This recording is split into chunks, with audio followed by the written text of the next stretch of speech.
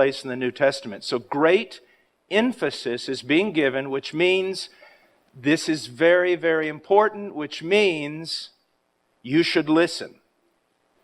I mean, you should listen to all the words of God and all the words of Christ, but every once in a while, reading through the New Testament, we hear Jesus say, "Verily, verily, truly, truly, I say unto you." It doesn't mean that it's more true. It's just that He's putting emphasis on this. Listen, if you're going to listen, this is what you need to listen to.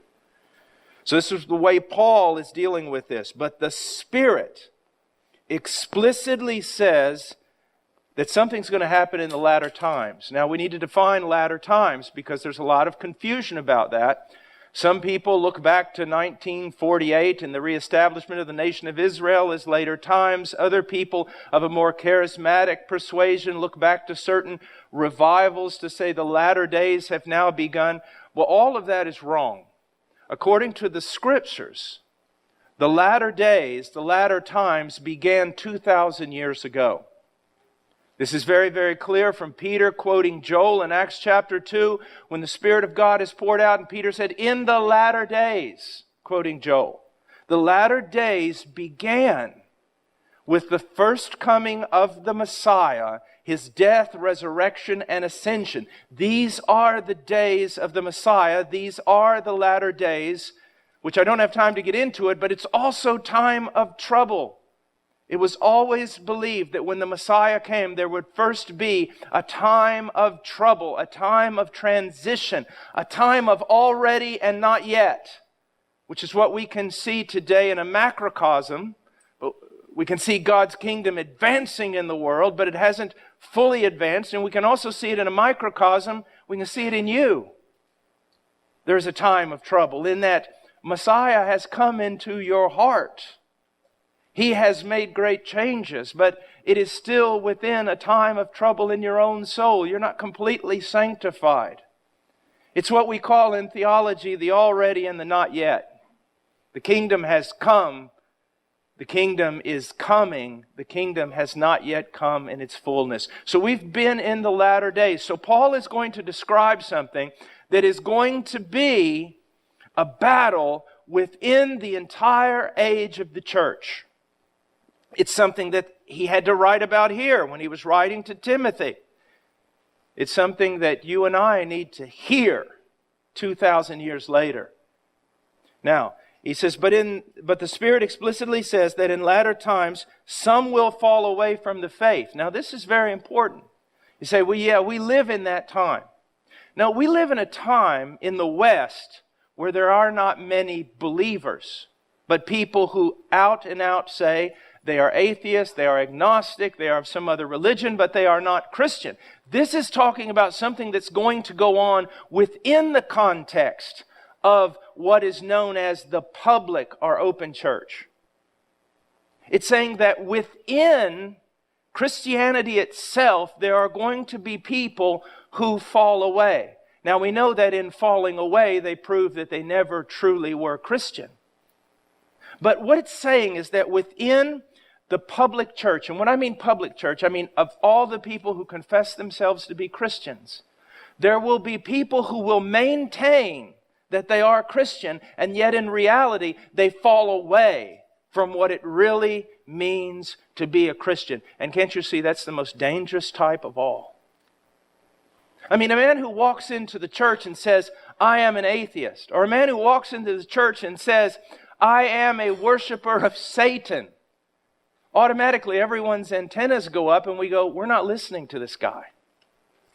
But if someone walks in and they say, I am thoroughly Christian, but I've got a new or a better or a more biblical way of looking at things than you do, that's dangerous.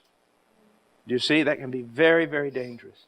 Now, he says, but the Spirit explicitly says that in the latter times some will fall away from the faith. Now, what will they do? These who maintain their Christian confession to some degree, and yet they've fallen away from the faith. What do they look like? He says they're paying attention to deceitful spirits and doctrines of demons.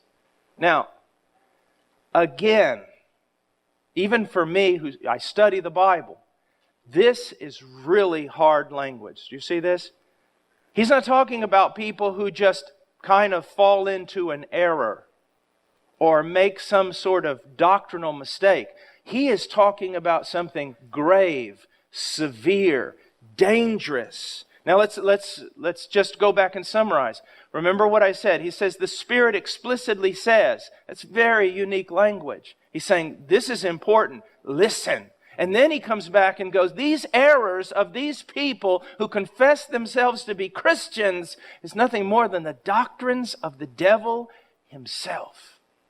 Now, he goes on to describe these people. In verse 2, he says, by means of the hypocrisy of liars. And then he says, seared in their own conscience as with a branding iron. Now, when a conscience is seared, it means that, well, for example, when we used to dehorn cattle on our ranch, at times there was a time where you sawed off horns, and then as we got more modern, we would take this hot, searing iron that was about this big around, had a hole in the middle of it. You place it over the horn. And at first it was horrible pain. I mean, you'd have to wrestle that animal. If you didn't have his head in a head catcher, you had a war on your hands. But then as that went in there, it seemed like the pain almost stopped. What happened? The nerves were seared. There was no longer any feeling. And so we're talking about individuals who in one sense have no sense whatsoever of their sin. Not only are they blind to it, they don't feel it. They don't sense it. They're not a confessional people, a people who are constantly seeing greater manifestations of the glories of God and greater manifestations of their own sin and living a life of confession. No, they are fine. They are fine. Now, there's also hypocrisy. Because whenever you enter into what we would call the Christian religion, and yet you no longer see your sin as any big deal, we're talking about self-righteousness. And when we're talking about self-righteousness, we're talking about hypocrisy. My family and I have been studying the Pharisees in the last few days. And the one thing that is amazing about the Pharisees is how blind that they truly were. They were like to themselves. They thought of themselves as a beautiful mowed field of green grass. And Jesus said, and people walk on top of that green grass and they think it's a beautiful field. You have fooled everyone, but underneath, you're dead bones. That's the type of person that we're talking about here. Someone who is self-righteous, self-satisfied. Okay? So up until this point, we've described a person who's got some severe problems. Now, he's going to go on and further explain what these people teach. It says, verse 3, men who forbid marriage and advocate abstaining from foods which God has created to be gratefully shared in by those who believe and know the truth. All right, I wasn't expecting that at all. Were you? I mean, he's talked about the Spirit explicitly says. Then he talks of warning us of doctrines of demons, satanic teaching. And then he talks about individuals whose conscience are just totally seared with a hot branding iron. And then all of a sudden he starts talking about food. I mean, I thought he would introduce some doctrine of the Antichrist, the denying of the deity of Christ, teaching whatever. I don't expect him now to just start talking about, listen, all food is good, marriage is good, and things like that. Do you see how it just doesn't seem to fit? Now, when we look at this text, it's men who forbid marriage and advocate abstaining from foods. And you think to yourself, well, Brother Paul, why did you choose this text? I mean, we have no one in our church who is advocating that we shouldn't get married or that we should abstain from certain foods. If there is one problem that at least this church does not have, is an unwillingness to get married, have children, and eat. So what does this have to do with us? You're going to see in a moment, hopefully even in a way that will bring fear to your own heart, then in many ways this is talking about all of us, and a tendency that is found in all of us. And it's, make no mistake about it, it's deadly. Remember what I said. A Satanist walks in and says he's a Satanist. We're not going to listen. But something that's 90% Christian or 100% Christian just with the wrong emphasis, it can turn a gospel-believing church into nothing more than a bunch of self-righteous people full of legalism. And so let's now go back and look at the fuller context of this text, and then we'll understand it. And to do that, we've got to come out of chapter 4, and we've got to reverse our engines and go into chapter 3 and look at verse 16. Well, let's go back to verse 15 of chapter 3 of 1 Timothy. It says, "But in case I am delayed, I write so that you will know how one ought to conduct himself in the household of God." What are the priorities in the household of God? What should the household of God be doing? How should it act? But not just act. Act is always based on how do you think. What do you believe? The household of God. Now look at this. Which is the church of the living God and the pillar and support of the truth. As individuals, we have a holy deposit given to us, and that is the truth of God. But as a collective people, we also have a holy deposit given to us, and that's the truth of God. As individuals, you and I have the responsibility to maintain the truth we have learned, to learn more, and to share it with others. And collectively as a church, when we come together and the world can see us together, we have the responsibility to guard the truth. It is our responsibility. And it is a tremendous one. And mark it, you'll be held accountable on the day of judgment. You're not concerned for truth. You're not concerned for maintaining it, teaching it. You will be held accountable as a believer on the day of judgment for the truth that's been given to you and the truth that you've maintained. Now, he goes on and he says this, "By common confession, great is the mystery of godliness." By common confession. He says I don't even need to say this, but I'm going to say it. That's what he's saying. He said, it is commonly known. If there is a truth which everyone in Christianity knows and is in agreement with, it is this: great is the mystery of godliness. How can a wretched, radically depraved sinner,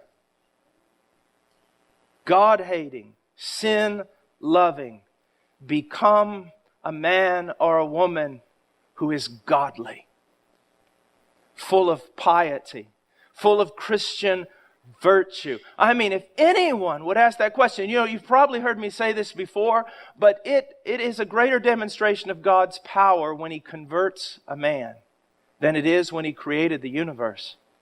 He created the universe ex nihilo, out of nothing. But when He recreates a man, He does it out of a mass of radical depravity. I remember my years in Peru. There was a family, I won't mention their name, but they were both lawyers. And the husband was a scoundrel of scoundrels. He was a scoundrel among lawyers. He was a scoundrel. And he was converted. And he became one of the finest men I have ever known. One of the finest. How does that happen? That's a mystery. And see, one of the reasons why it's so important that you understand the doctrine of depravity is so that you can revel in that mystery. If you think that men are just pretty much good and God just kind of, does a little bit, touches them a little and brings them into His family, then you can't appreciate the gospel. But when you realize that Hitler is what you would have been if God had not restrained your evil, then when you see yourself with new virtue, loving God and loving people, you go, great is the mystery of godliness. It's a mystery that science hasn't been able to figure out. I mean, we can land a man on the moon, but we can't make a safe neighborhood. God can. God can. Because He can change the people who are in that neighborhood. Great is the mystery of godliness. And what is that mystery? We see it before us here in verse 16. It is the gospel. It is really a person. He. Mystery of godliness. He. Christ, the Son of God, who was revealed in the flesh, was vindicated in the Spirit. What does that mean? That when He was raised from the dead, it was God's vindication of His Son. If you have any doubt whether or not Jesus of Nazareth was the Son of God, God answered that question. He raised Him from the dead. And if that's not enough vindication for you, if that's not enough evidence, then I've got some bad news instead of good news. No other evidence will be given to you. He raised Him from the dead and He vindicated Him. He was seen by angels. He was proclaimed among the nations. One of the things that's so important to understand about Christianity is it wasn't done in a corner somewhere. It isn't some hidden or nationalistic religion. It's been proclaimed among the nations, and people from every tribe and nation and language. Most have already come into the fold, and others will before He comes back. You see, when you look at Christianity from the perspective of the West or the United States, you might say, wow, small minority. Small minority. You go to Indonesia, you look at the amount of Christians, and you might say, small minority. But if you take all the Christians from every country of the world and you bring them all together, you see this is the biggest thing going. So He was vindicated in the Spirit. He was seen by angels. He was proclaimed among the nations. He was believed on in the world. He was taken up into glory. He has outlined for us the gospel of Jesus Christ. Now, what is the great mystery? The revealed mystery now. What is the great truth, the only truth that can make a man godly? That can make a man pleasing to God? That can give a man true piety? What is the only thing that can do that? The gospel of Jesus Christ. The gospel of Jesus Christ not only saves us, the gospel of Jesus Christ is the primary means of sanctifying us, of changing our lives, of making us imitators of God in Christ. It is this message of the gospel. It is understanding the gospel. And in that understanding of the gospel, being changed by it, and the greatest manifestation of that change being faith towards God and love towards the saints. And it's the only message. You see, here's one of the great problems in the church today. We thoroughly believe Romans chapter 1, verse 16. We say the gospel is the only message, the only power through which a man can be saved. I wish we would carry that on to sanctification. But then when we get to sanctification, we've got all sorts of ideas of how to make someone holy. Put all kinds of rules on them to make them holy. No. The same message that saves is the message that sanctifies.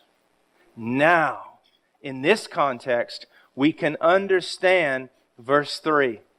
Men who forbid marriage advocate abstaining from foods which God has created to be gratefully shared in by those who believe and know the truth. What is he talking about? Well, let me give you an exaggerated illustration. And then I'm going to bring it home with some other illustrations that should touch your life and either make you tremble or make you angry. I was in Peru years ago, and I was sitting down in the building that we had as our church. It was an old house is what it was.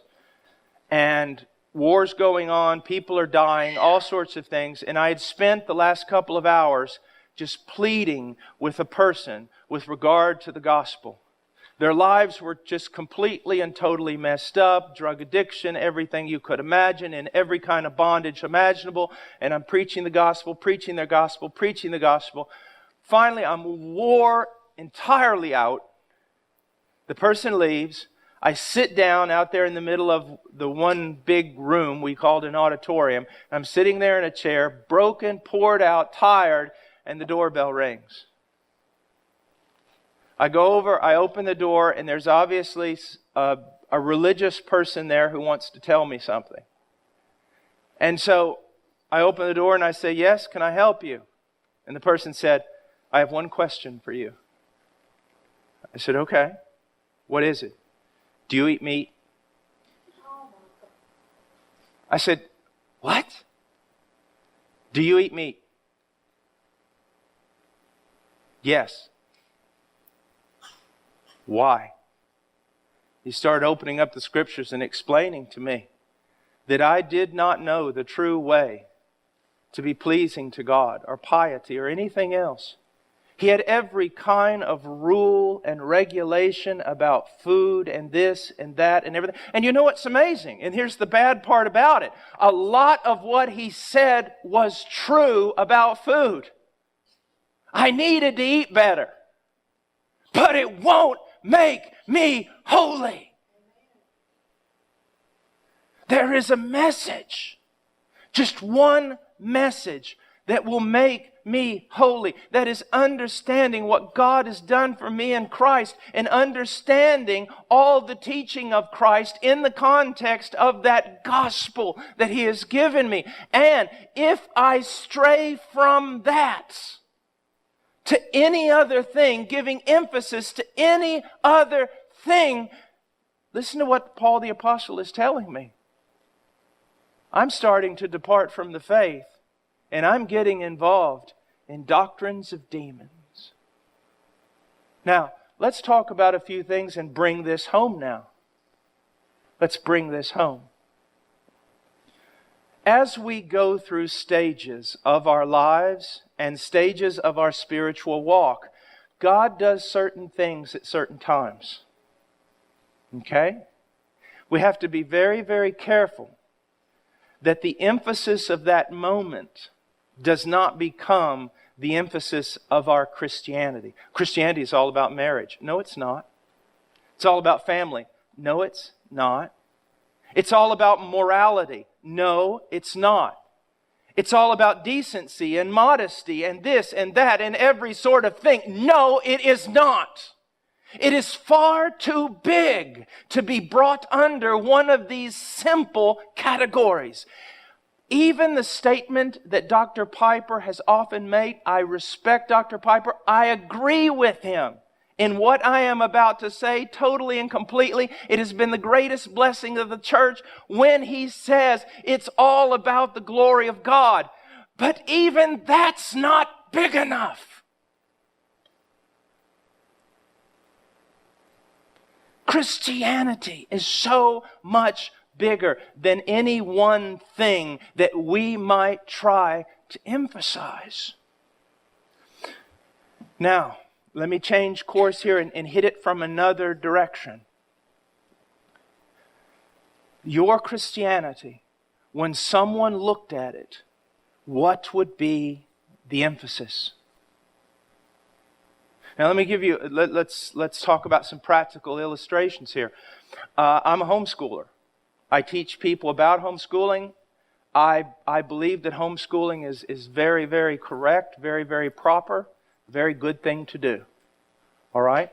I had a pastor call me years ago and he goes, Brother Paul, I want you to come out and preach to my church. I said, well, why? He said, I'm afraid that there are many people here in this church that are lost. I said, why? Why do you feel that way? He said, because they're homeschoolers. I said, brother, you homeschool. He goes, yes, but homeschooling is not my banner. He goes, I got people in this church that if I asked them to stand up and give their testimony, I think they would say something like this. 5 years ago, I discovered homeschooling. Homeschooling is not Christianity. It is not the badge of you being godly. It is not the great means in order to raise great children. It is the gospel of Jesus Christ. Morality. Let's look at that for a moment. We want to teach our children manners, and we want to teach them how to walk and how to talk. We want to teach them how to think. We want to teach them proper logic. all these different things. We want them to know how to say yes, sir, no, sir, stand up straight, shake men's hand, look people in the eye, act like a lady, dress like a lady, all these different things. But if that's the emphasis of your Christianity, you're teaching doctrines of demons. All those things ought to be taught. They ought to be taught. But they are a small thing. What must be taught is, look, wife, look, children, look, son, look, daughter, at this great God and what He has done for you. All your piety, all your loyalty, all your Christianity must come forth from this one thing. He shed His own blood for your soul. My greatest, if I could say, and it's almost unbiblical to talk this way, but if I could transmit anything of myself to my wife, to my children, any truth that is central in my life to you as a congregation, it would be the magnificence of the person of Jesus Christ, the unfathomable work that He has done for us, and cause you all to pledge your hearts in loyalty to Him and to love Him and be mesmerized by this thing, by this person, by Jesus Christ. Now, all these things I've mentioned are so, yes, they're important. But the substance of Christianity is not ethics. It's not morality. It is what? It is faith in Christ, love for God, and love for people that begins to change and transform your behavior. And since we do not have perfect minds, since we are not completely discerning with regard to the will of God, of course we need all the Scriptures, and of course we need principles, and of course we need Proverbs, and of course we need all the different truths of Scripture to help us. The law is beneficial, and all these things are wonderful aids. But the thing I want to transmit is the gospel. Why, Dad, are you faithful to our mother? Not because I want to be an ethical, upstanding man like the founders of this country. I am faithful to their mother because Jesus Christ died for my sins. Dad, why do you spend time with us? It just provides an opportunity to say, at one time your father was an extremely wicked man who would not be able to do any of the things he is doing right now in this family. But Jesus Christ, loyalty to Him, that must be first in everything, or we create a family full of Pharisees, a church full of Pharisees, and a lot of people emphasizing and talking about things that just aren't that important. Is it important to dress decently? Absolutely. Absolutely. But from where should that come? We should have the wisdom of Scripture to guard us in this, because we live in a culture that doesn't even know how to spell the word decency or modesty. But it flows from the fact of what? That Christ died for me. Do we want young men to act like young men and young ladies to act like young ladies? And do we go to the Scriptures in order to discover what that's like? Absolutely. But it's not about that primarily. It's about Jesus Christ and His gospel. And that's what Paul is getting at here for all of us, is let's not ever be distracted from what is the corpus, what is the main, what is the core, what is the foundation of our Christian life.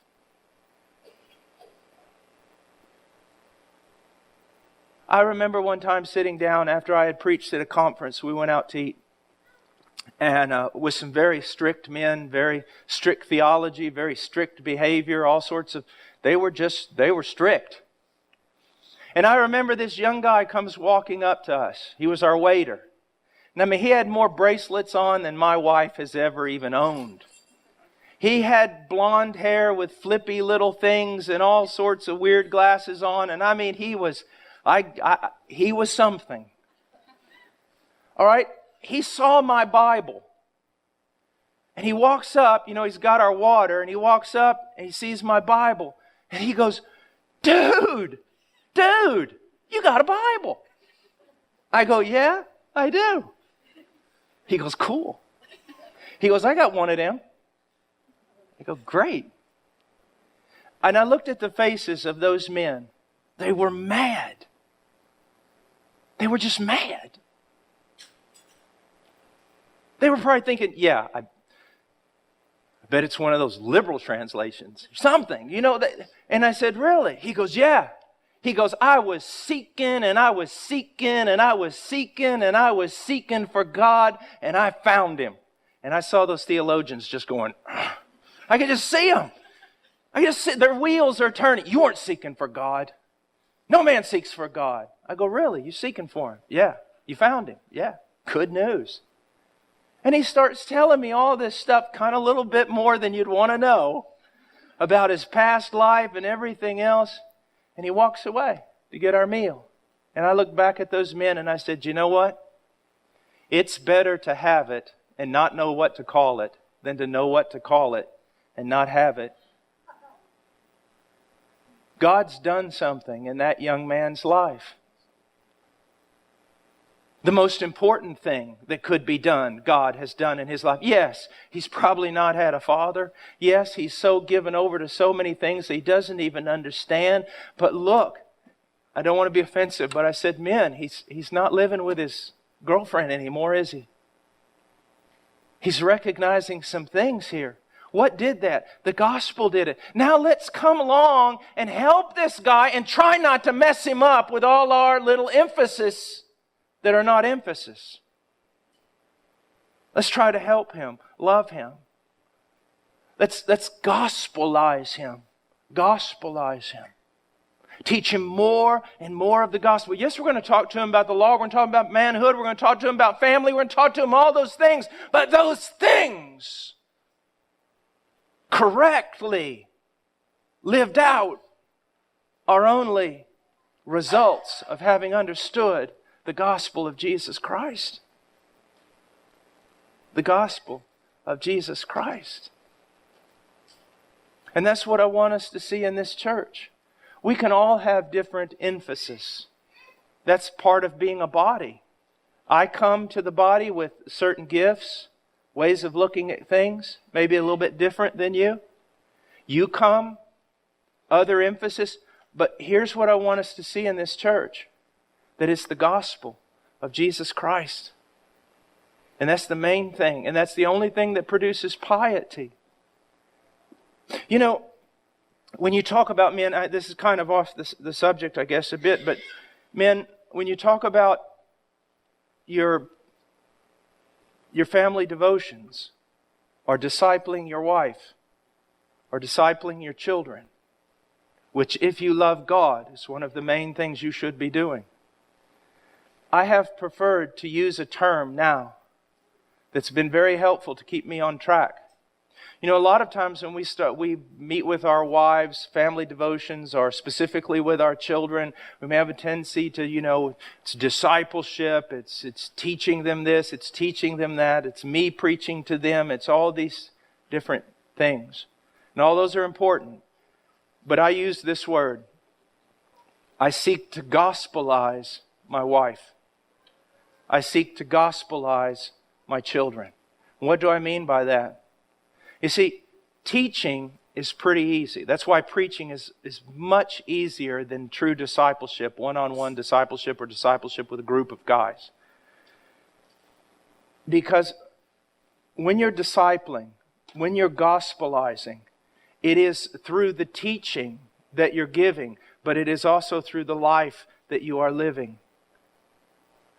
I want, with my children, to communicate who is God, who is this magnificent Christ, what has He done for us on this cross. And then I want those things that flow from that, like love and mercy and grace and compassion and all these things. I want that to flow out of my life into them. I want them to see that as the standard. Listen to me. If you grab the gospel and take seriously the commands to love one another, you'll work the rest of it out.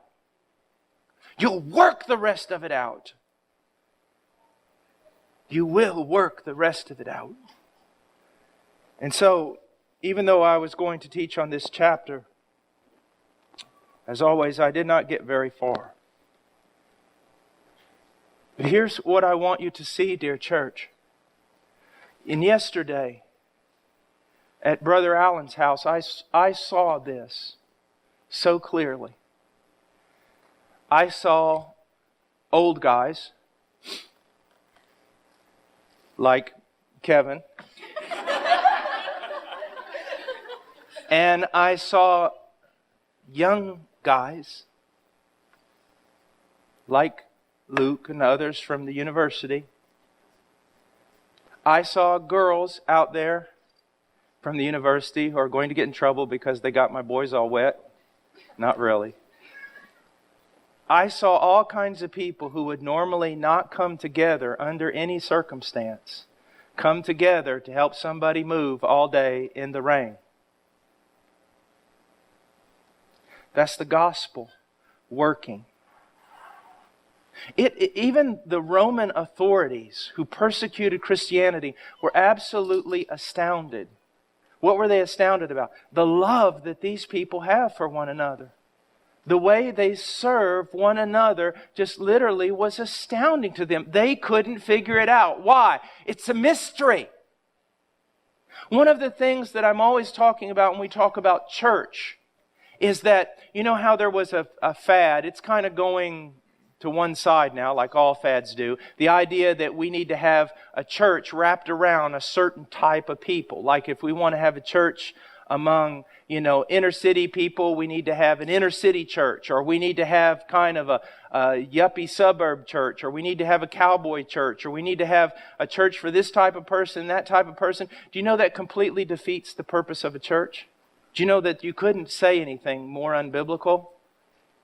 Because the thing that just was the testimony to the lost world in the Roman Empire was this. Hey, I thought Jews and Gentiles hated one another. And what's that Scythian doing in here? How is it that all these people who normally would hate one another, or despise one another, or they live in different social classes, or different categories, they're all together more united than if they were with their own people? After all, that church in Radford, they have hour-long prayer meetings at the beginning of the service. You're never going to get young people to church that way. Yet, a lot of young people here. Well, the worship's kind of, pretty traditional, stuff like that. Yeah, but we still have cool people coming, I suppose, somewhere. Somebody here's, at least somebody's got to be cool. You see the point that I'm trying to make? What I want you to do is I plead with you to look at the gospel. Just the mere fact that He died for you. And let that be the catalyst to all your piety. Let that be the thing that unites you. Let that be the thing that draws you together, the thing that motivates you to love. And you really do know how to love. You really do. Now the Scriptures are going to refine that knowledge, but if you're born again, you know how to love. So, believe in Christ. Grow in your knowledge of Him and your appreciation of Him, and then love. And realize that when someone comes into this congregation and maybe they're not this and they're not that and everything else, do not start coming to them talking about all these peripheral things. Talk to them about the gospel of Jesus Christ. everywhere you go. Let's say, and then I'll close with this, let's say that I'm standing outside of a bar, and there's